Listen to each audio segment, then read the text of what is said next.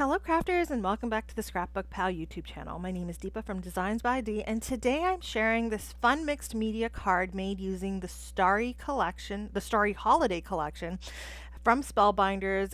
This collection is by Dina Wakely, and you know she's all about the mixed media and fun cards like this. So if you're looking for this type of style for your holiday card making, this set is definitely for you.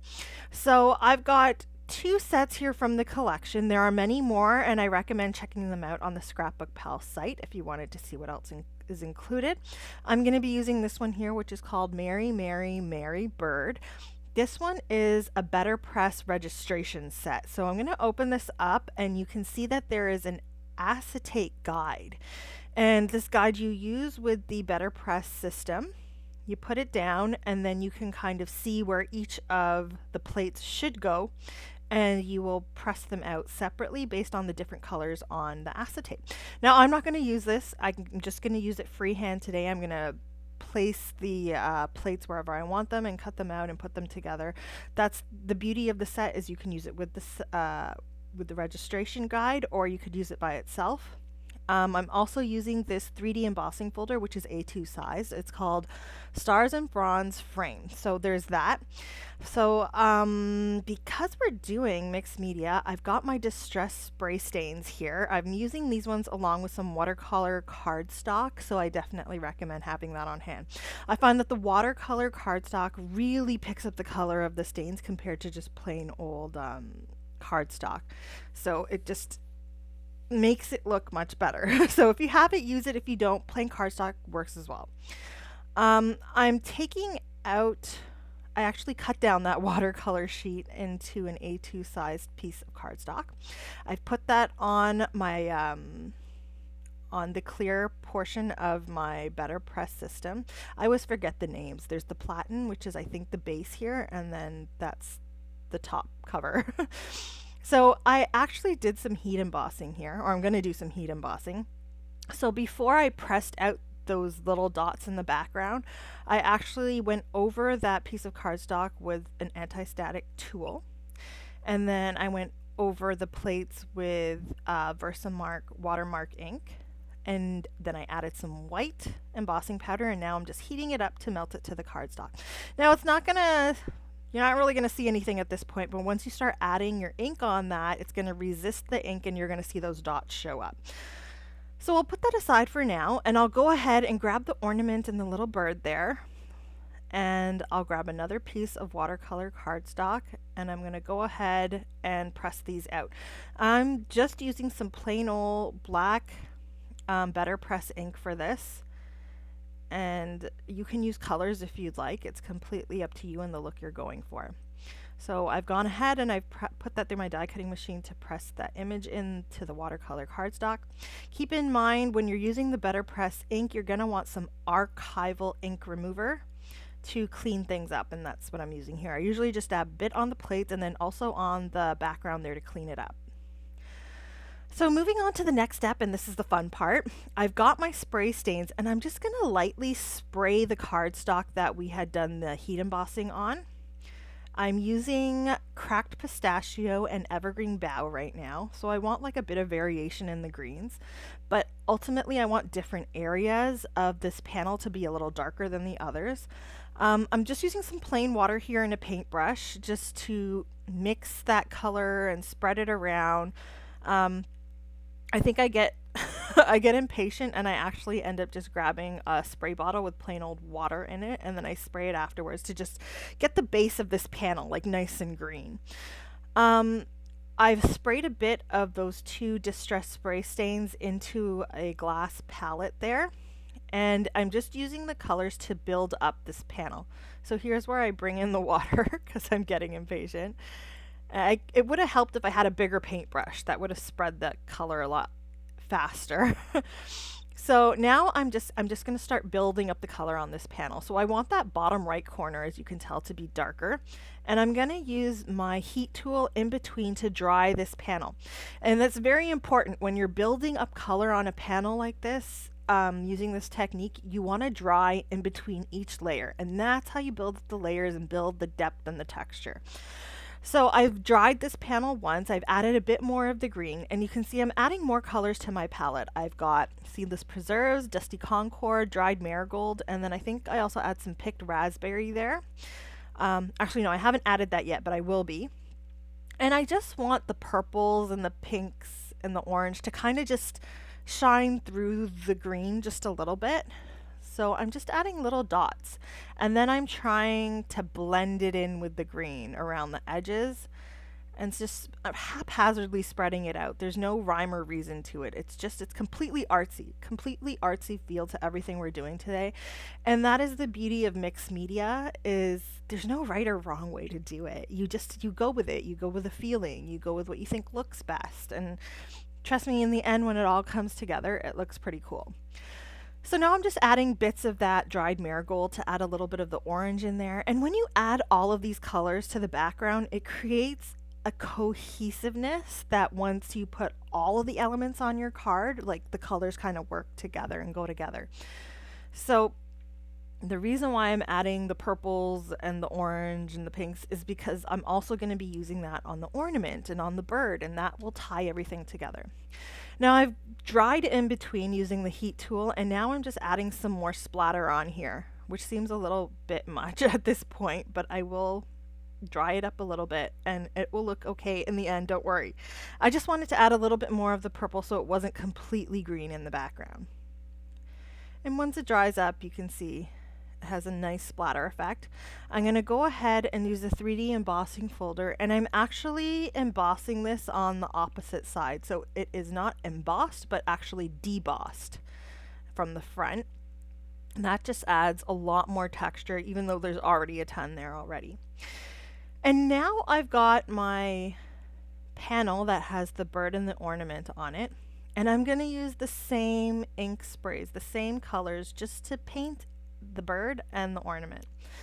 And this is where the colors come together and they look a little more cohesive, and then it'll just make the whole thing just kind of flow in the end. Now, keep in mind, I'm not staying within the lines. I'm being really messy with this, keeping in style with that artistic look. I am doing a little bit of shading, so you'll notice even on the bird, the outer edge is a lot darker than the center. That just creates some more depth to your images.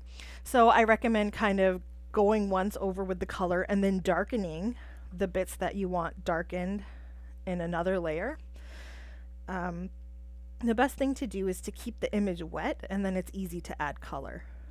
But don't make it too wet that the color flows over into different areas. So I'm doing the same thing here with the ornament. I'm adding more of the purples, the marigold, and then I'm going to add a bit of pink there, just like I did on the bird. And that'll finish up these two focal point images. So as I said, I'm keeping it really messy. There's no rhyme or reason to how I'm doing this. You could use different colors in different areas. It's completely up to you. You could use a whole different color scheme altogether, but the idea is basically the same. That mixed media look, I think, is really fun, and I used to be afraid of it, but I definitely do recommend it. So now I'm going ahead and grabbing the coordinating dies, and I'm going to cut these two images out so they're ready to put together on my card. And you can see they cut out very easily. Now I'm also grabbing another panel of cardstock. So this is like a deep green. I'm spraying it with just a little bit of water so that when I put it through my die cutting machine, it doesn't crack or crumple. I'll put it through, and then I get that nice design on the front there. So I'm going to keep the embossed side for the card background. And then I'm also grabbing some gold pigment ink, and I'm just rubbing it across the top here. And this is just to make that pattern, those fronds and stars, kind of stand out a little bit. You don't have to do this. I just thought it would add a little bit of shine too. So now I've got all of my elements. I'm going to go ahead and start putting the card together. And the first thing I'm going to do is rip up this panel. So I've got two pieces here. I don't want to cover that panel that I spent so much time working on. I want much of it to show if I can. And you can see I've kind of covered up most of the purple. I should have actually turned that panel. But you know what? I realized that the bird and the ornament stand out a little bit better where it's more green. So that's why I left it like that. For this ripped piece here, you can see I'm using this paper distresser to kind of distress the edges a little bit more and give it more texture. I not only distress that ripped portion, but also the two straight edges. So I've got my card base here, which is A2 sized side folding white card base. I'm going to go ahead and add that inked up background there. And actually, to be fair, I don't think I even needed that green piece. I just wanted to add it on to kind of break the card up a little bit and to also show more of that embossing folder. So I'm using some strong double-sided adhesive here because of all the texture on this card, and I'm attaching this piece here at an angle. And then I'm going to add the ornament and the little bird there. So unfortunately, and I didn't even notice until I looked at the card now, that I covered up most of the purple and the orange. It probably would have been a better move to turn that panel 180 degrees so it showed more of it in the corner, but it's okay. I'm going to go with it because the green, it still looks really nice. And as I mentioned, you probably don't even need that embossed panel. It would look really cool without it, so you could always go with that look too. I'm using the sentiment that comes with the Better Press set, and I'm pressing it out just using some plain old black ink, and again on the same watercolor cardstock. You can see I'm using a scrap. And then I'm going to use the coordinating die to cut out this little sentiment strip. And then once that's done, I can kind of put it together on the card with the bird and the ornament. So I'm going to have the ornament kind of off on an angle. It's basically set up in the same manner that it is on the packaging for this product. But I am, I think, going to move it off to the left just a little bit so that it's more kind of overlapping with that inked up background that we made. So now I'm just going to pull off the backing. I'm using some foam adhesive here to create a bit of dimension. It also helps these images stand off the card just a little bit. If you want to send this in the mail, you probably don't want to add all that dimension. You can just glue it down using your tape roller or liquid glue adhesive. So I'm using the sentiment and I'm kind of putting it on an angle there just for a bit of fun. Like, for example, the bird is saying Mary, Mary, Mary. And I thought that that looked kind of cool. And now just to add a bit of shine, I'm adding some gems. I've got some berry gems from Spellbinders here. And then I'm also going to mix a bit of sequins in, some silver sequins, just to add a little bit of variation. I like using two different types of embellishments, especially on mixed media cards, because it's mixed, right? Just like mixed media, right? It looks cool. So that's actually my card for today. It's a little different than the cards that I normally do, but it goes with Dina Wakely and her great aptitude for mixed media. I'm not as great, but I hope you guys like this and maybe get some ideas for some card making for yourself. Don't forget to check out this collection along with all the products used. They're linked in the description below, and you can find them in the ScrapbookPal store. And if you want to see some more, don't forget to like and subscribe. I'll see you guys again next time. Bye!